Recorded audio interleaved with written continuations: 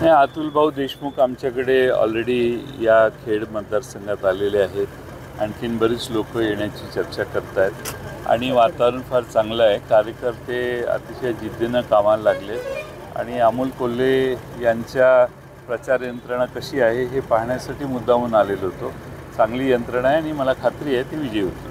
दिलीप मोहिते आज म्हणाले की गद्दार गद्दार म्हणणारेच महागद्दार आहेत अमोल कोल्हेंना म्हणते.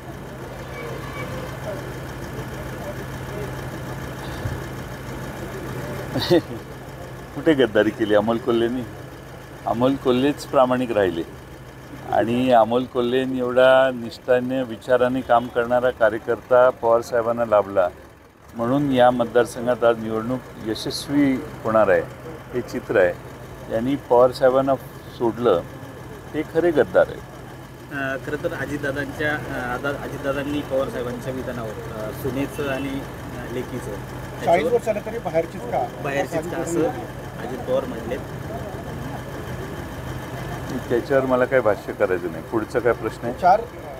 4 दिवस सासूचे 4 दिवस सुनेचे असं अजितदादा पवार म्हणतात. अशा बऱ्याच म्हणी आहेत महाराष्ट्रात मराठीत. त्या सगळ्या म्हणण्यांचा अर्थ आता प्रत्येक वेळा कशाला सांगत बसू.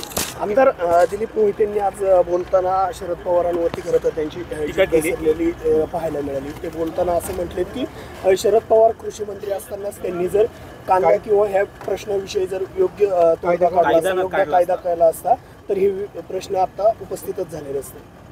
तुम्ही अशी कधी मागणी केली का शरद पवार साहेबांच्याकडे?